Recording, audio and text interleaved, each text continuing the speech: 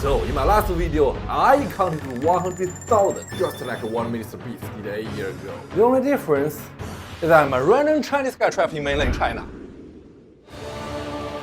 But I want to be an English-speaking YouTuber so bad. Like you don't know how bad I want it. So how can I go beyond the average native English speaker to do that? Then, this hit me. What if I experience more than you guys do in your own language? Like, what if I could experience everything a native speaker does, process it all in the target language, and have it shape the way I think and speak? You see, Mr. Beast, if that is your real name, since you're all about those number games on YouTube,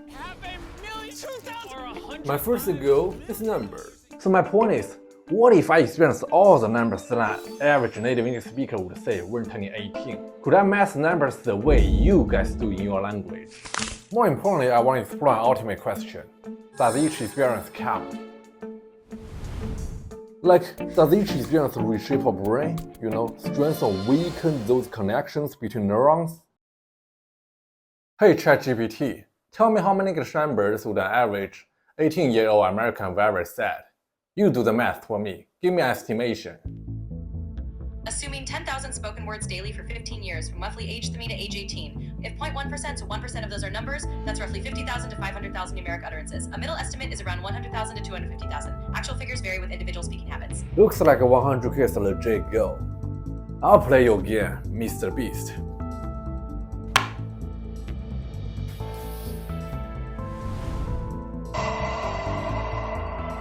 Before I get into the counting, I gotta relearn IPA. For those who don't know, IPA is a super nerdy system for non-native English speakers to get their pronunciation right. It's literally like the periodic table of elements that you are forced to memorize in high school. And guess what? I definitely don't want to repeat my mispronunciation for 100,000 times. Anyway, I correct my pronunciation, cook my meals, and stock up on energy drinks. Now, there's only one question in my mind. What if I die from sleep deprivation? So I set 48 hours safety limit. I even pre-count to make sure my pace could possibly hit the goal. 11,000. After all this preparation, now I'm ready to challenge Mr. Beast. I set a time at the point of counting started. Like I literally treated a sport. It felt like running a marathon. I took a break every 10,000 counts, ate some foods, walked a little bit to refresh my brain. Everything was going fine. Until I hit 24 hours. I'll tell you what, we Chinese do math, even in your daily life, to predict what's gonna happen in the very near future. At that point, I found I was gonna die if I kept going on. I hadn't paced myself properly. And then, I just quit like a little bitch. It was fun though. I knew I'd slay it after sleep. I learned all the tricks about quick speech English, trained my nerve and muscle system for it, and hopped it into the second round. Thanks to that fast speed training, I picked up speed this time. But not for long. Then I ran into another issue after the first 24 hours. It's called semantic satiation. Basically, when you're staring at something so long, you start to get lost. The more I look at the same digits and try to pronounce them, the more my brain just tunes them out, treated them as background noise, like some random symbols it can't recognize. This became a huge issue because I literally needed a couple of seconds to record the pronunciation of every single number. The counting felt like a lifetime for me. Just like climbing a mountain, now every step becomes my nightmare. So, I failed it again. As a Chinese number nerd, I never feel so sick of numbers. Come on, Peter, count. Anyway, I put myself into the third round though. This time I had a trick up my sleeve. Counting blindly can avoid semantic satiation. It really worked early on, navigated me through the first half of counting. And then something weird happened. I didn't feel sleepy anymore somehow. In the meantime, I feel more and more anxious for no reason. That drove me crazy. I increasingly had an urge to leave my seat to calm myself down, even just for a little bit. I learned afterwards that sleep deprivation can lead to severe anxiety. It's because there's a tiny part of our brain called amygdala goes high where it deals with negative emotions. Usually it's inhibited by a prefrontal cortex, which is responsible for some high-level functions like decision-making. But like this paper says, without sleep, the prefrontal cortex starts losing control over the amygdala, so all those negative emotions go out of control. And it made me freaking irritable. Like any little thing could possibly trigger my fight or flight response. And then, this happened.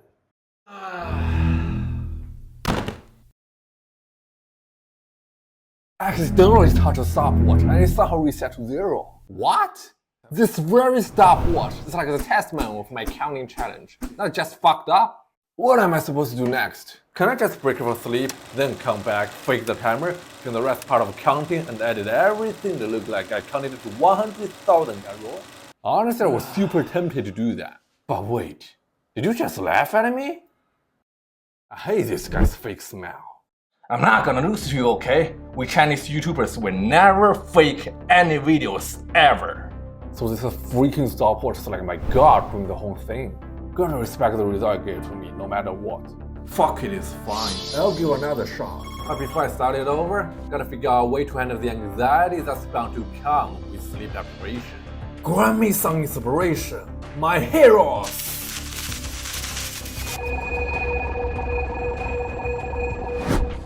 That's it. Andrew Huberman, neuroscientist, has mentioned something called non-sleep deep rest on his podcast.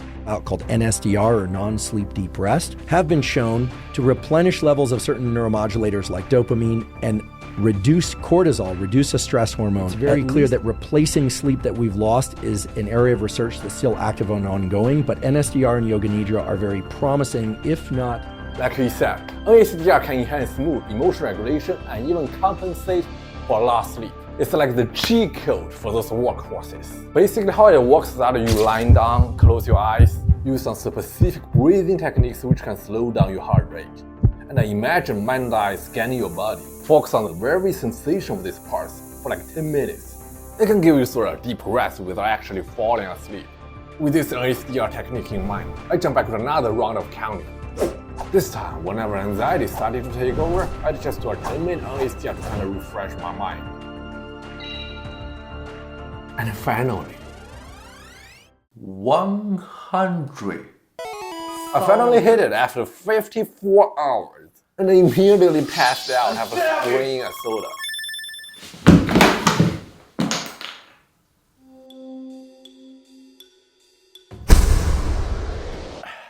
Okay, here we go.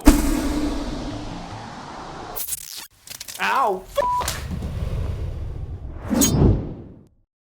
After the nightmare of the freaking 144 hours and 260k counts, how's my sense of English numbers? But first off, I gotta say, technically speaking, the English number system really sucks. Let me clarify. Chinese number words are shorter and easier to pronounce for human beings.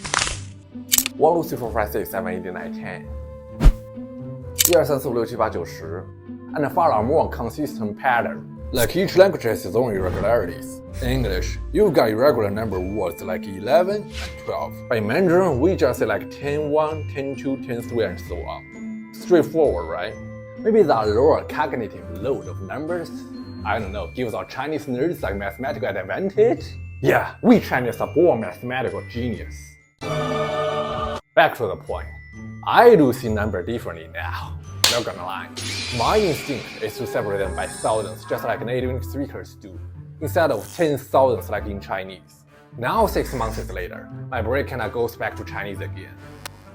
Maybe the default way the brain wants me to express something is the best way to encode it. Like I just mentioned, Chinese numbers are more straightforward encoded. Anyway, I'm still far from being truly native with numbers, even after counting as much as they do. So that brings us to the ultimate question. Does each experience reshape our brain? I wouldn't say no, but you know what? The quality of experience is way more important than the quantity. In other words, the older you get, the more attention you need to consciously put in the experience to actually run your brain. Because when you learn, when you feel motivated or excited about what you're experiencing, your brain releases a substance called epinephrine, which opens up for neuroplasticity. However, I spend a lot of hours counting like that. and that really sucked. Another thing is that I try to somehow literally condense years of native speakers' experience of numbers into one extremely intense week. So my brain didn't have time to internalize it. According to these research papers, unfortunately, neuroplasticity mainly occurs during sleep.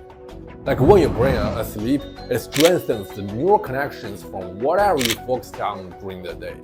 So theoretically, there's no way like you speed run others' whole life experience overnight simply because they had tens of thousands of nights to sleep to solidify those changes of brain. It also doesn't help that you guys experience numbers in so many different contexts, whereas I was stuck in a tiny crappy room. So you guys' experience of numbers is multidimensional. Number, time, and space or context, where mine was just like one-dimensional single line. So the conclusion that learning and change cannot be done unconsciously overnight, especially if you are an adult like me. So at the end of the day, looks like my Beyond Native plan is a joke, and so is my English-speaking YouTuber dream. But you know what? There was one guy, a non-native English speaker of course, once took over the whole YouTube. His name This is PewDiePie.